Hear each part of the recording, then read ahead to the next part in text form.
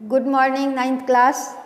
आज हम अपठित अनुच्छेदा अर्थात अपठित गद्यांश ना आपने कभी पढ़ा है और ना आपके पाठ्य पुस्तक में है।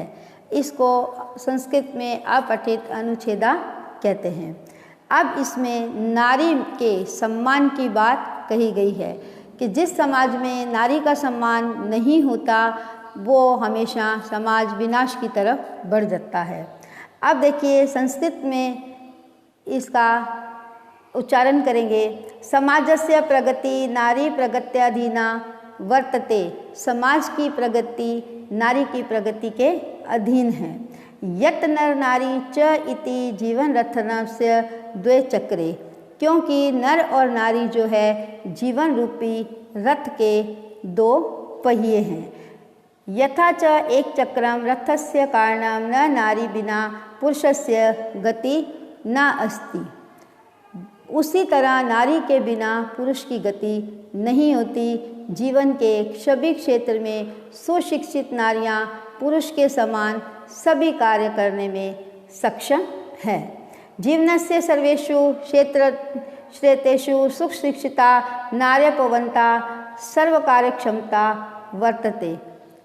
जीवन में सभी क्षेत्रों में नारी जो है पुरुष के समान सभी कार्य करने में समक्ष है, सामर्थ्य है और वह पुरुष के बराबर कंधा से कंधा मिलाकर समान अधिकार के साथ अपना कार्य कर सकती है। समान अधिकार से युगेस्थिनता राजनीति राजकीय सेवासु अन्य क्षेत्रम वायछन्ते साफल्यपेन कर्म करंतु सर्वथा वर्तन्ते।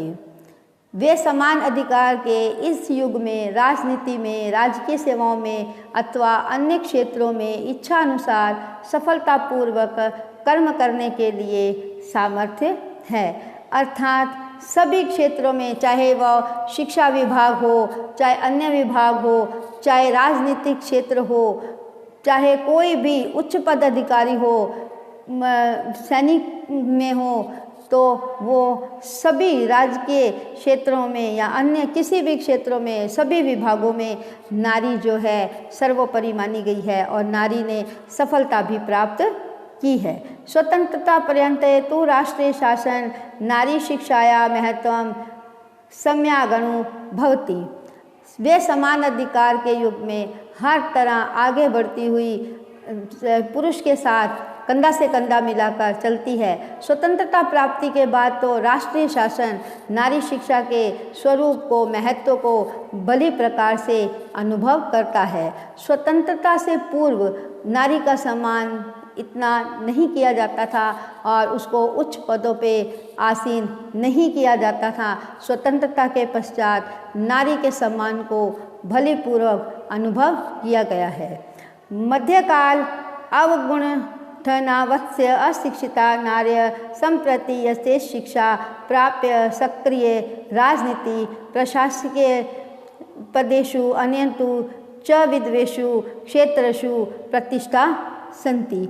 मध्यकालीन पर्दा करने वाली अशिक्षित नारियां अब इच्छानुसार शिक्षा प्राप्त कर सक्रिय राजनीति में, प्रशासकीय पदों पर और दूसरे विविध क्षेत्रों में प्रतिष्ठित सम्मान प्राप्त करती है। जो स्वतंत्रता से पूर्व नारी को सम्मान नहीं दिया जाता था, उसके बाद इस समाज ने उसको इच्छानुसार सफलतापूर्वक कर्म करने की आज्ञा दी और वह उस पर सफल भी हुई।